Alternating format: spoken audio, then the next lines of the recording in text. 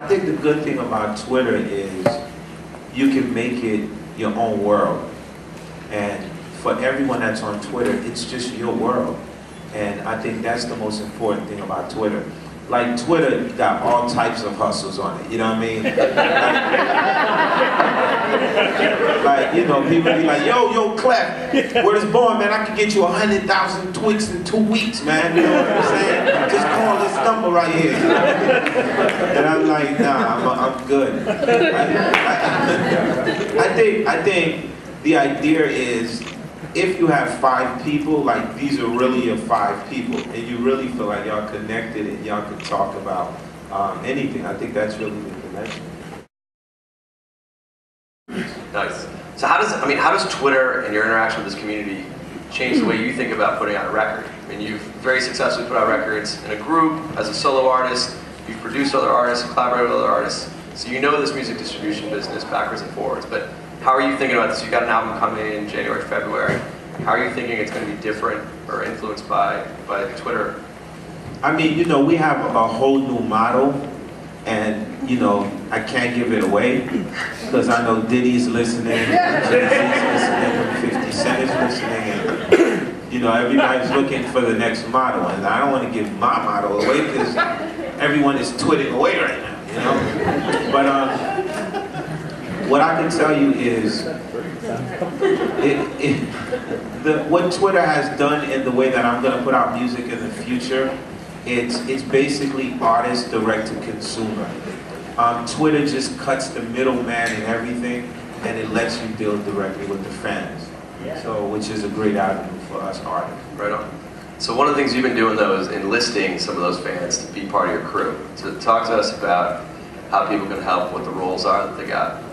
Because I just saw you do some crazy shit just a second ago. You put your phone number out on the web just like in the last 2 hours. Oh, you see that?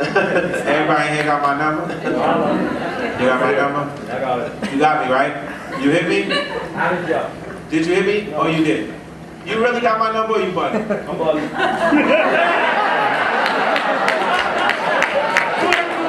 Hashtag bugging. I'm about to tell you, call me.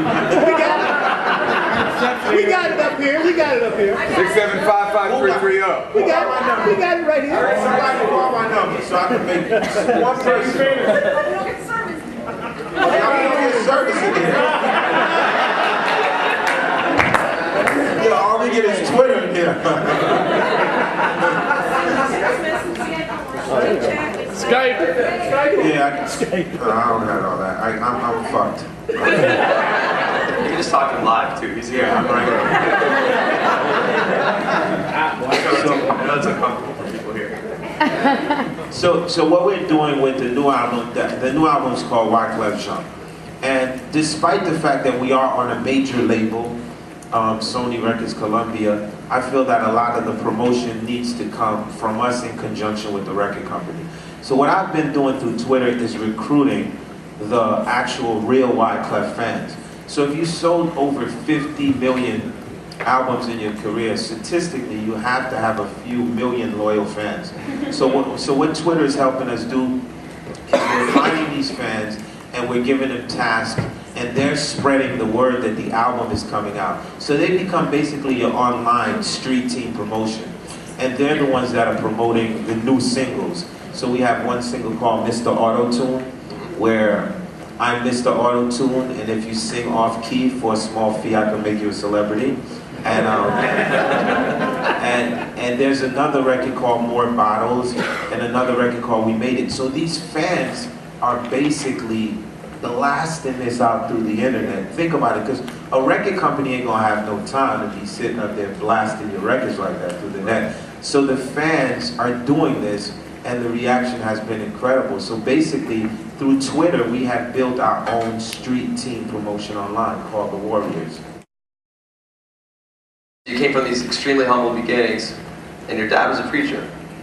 And so one of the ways I've seen you use Twitter is to kind of emulate your dad and kind of bring some of that spirit forward. So tell us about how the weekends go for you on Twitter. Well, I mean, the weekends, first of all, I described my name as Wyclef Jean. And Wyclef Jean was the theologian that translated the Bible, the Wyclef Bible. into the English literature. So this is what my dad named me after. I was supposed to go to theology school, but that didn't happen. When he was looking for me, I ran away from home. But what I try to express on Sundays, I always give these sermons. And these sermons are not religious sermons, because me and my father had these debates. I always respect beyond religion, spirituality. So what I try to do is just bring a form of spirituality on Sundays, in the sense of saying, okay, you know, if I follow Jesus Christ, you follow Allah. The next man followed Buddha. The next man is a Rasta. At the end of the day, we all can meet in that common ground, which is called spirituality. So on Sundays, these are the messages that I just try to convey and portray through song. So you can always catch me, even when I'm getting on a plane, I just try to send something out, because I feel it's important that we feed the soul. The soul is very important, you know what I mean? So that's where my writing comes from. I credit my father for that. My dad was Haitian, but he thought he was Jewish for some reason. And you know, he would be like in his office, I think he'd been to Israel twice, and he would have the whole hat on and everything, and he just used to read psalms after psalms after psalm. So I used to watch him and learn as much psalms as I could from him. So him passing away, I knew if he was alive and he can use this technology on Sundays, this is probably the only time my dad would hit the Twitter.